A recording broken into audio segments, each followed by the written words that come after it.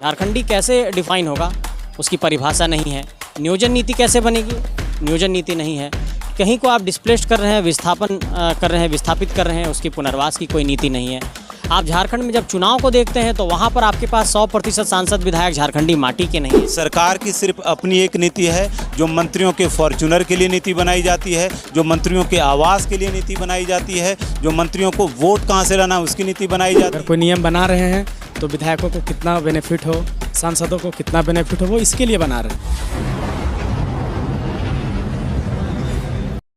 हमारे साथ राकेश महतो जी हैं, संजय मेहता जी हैं और रतन सर भी हैं।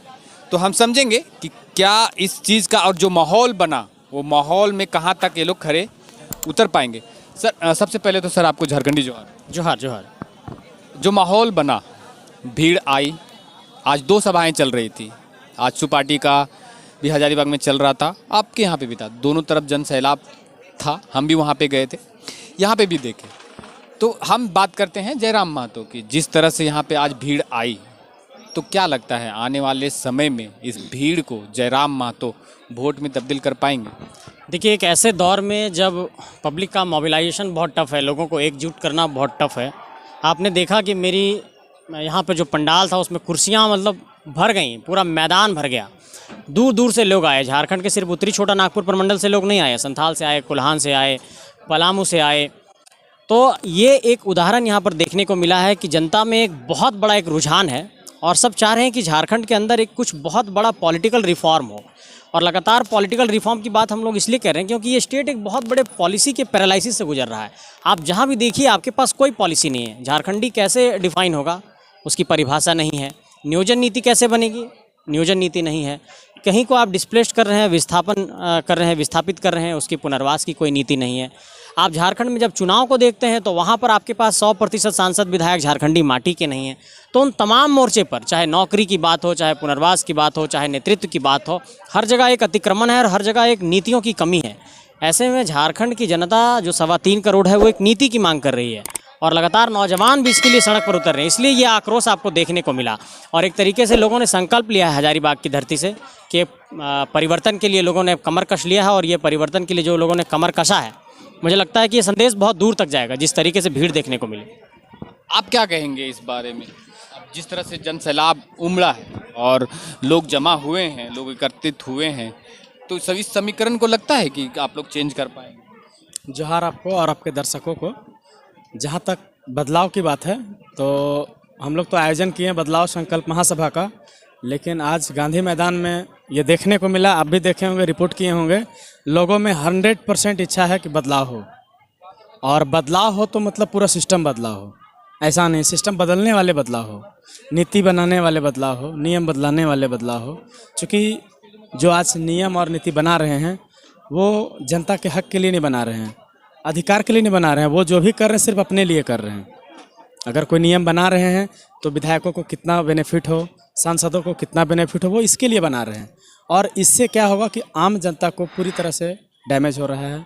ना नौकरी मिल रहा है, ना हक मिल रहा है, ना अधिकार मिल रहा है, रोजगार मिल रहा है, ज़मीनें छीन रही है। जितने तमाम मुद्दे हैं जनता की, वो जनता उस मुद्दे से मतलब जो योजना है, जो नीति है, उससे भटक जा रहे हैं, उनको वो लाभ नहीं मिल रहा है।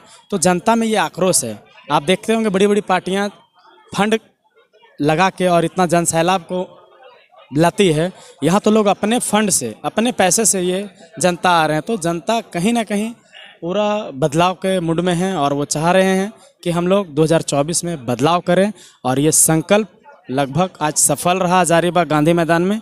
हमको लगता है यहाँ से आगाज़ हुआ है कि 2024 में हजारीबाग संसदीय सीट पूरा बदला होगा, उसके बाद तो फिर विधानसभा बदला होगा। रतन जी, हम समझना ये चाह रहे हैं कि इतिहास है, आम आदमी पार्टी को दिल्ली में छोड़कर और ऐसा कोई भी पार्टी आज तक नहीं हुआ है कि जो वन शॉट में पूरा विधानसभा जीत ले। एक आम आदमी पार्टी ही ऐसे ही थी जिसने दिल्ली में सरकार वन टाइम में बनाया था। तो क्या इस समीकरण को जयराम महतो, मतलब इस जो वादा है, जो टैग है आम आदमी के पार्टी के पास, वो जयराम महतो ले सकते हैं?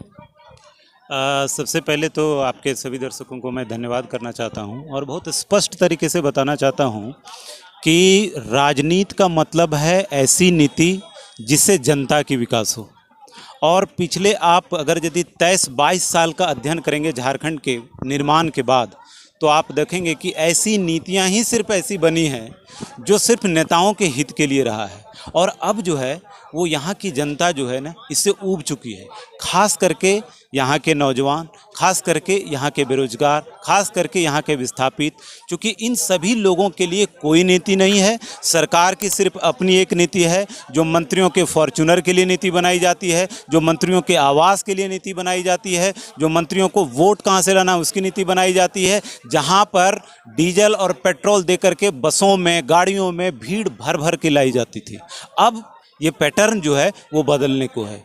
आज का जो हम लोगों का बदलाव महासंकल्प सभा रहा, ये सक्सेसफुल होने का सबसे बड़ा ये कारण रहा कि आप देखेंगे कि यहाँ पे जितने भी लोग आए हुए थे, ये पैसे की भीड़ नहीं थी। इसका मतलब ये दबाए गए लोगों की भीड़ थी, ये कुचले गए लोगों की भीड़ थी, ये बेरोजगारों की भीड़ थी, ये ऐसे लोगों की भीड़ थी जिसके अंदर एक उम्मीद है और जो उम्मीद रख रहे हैं कि 2024 में जो है वो जेबी केसेस जो है एक बड़े बदलाव को लेकर के आएंगे। युवा जो है वो अपने हाथ में कमान को संभालेंगे और एक नया और नए राज्य का पुनर्निर्माण होगा। निर्माण तो हो चुका है, लेकिन अब इसका पुनर्निर्माण होगा। तो ये बदलाव उसी किस्म का था।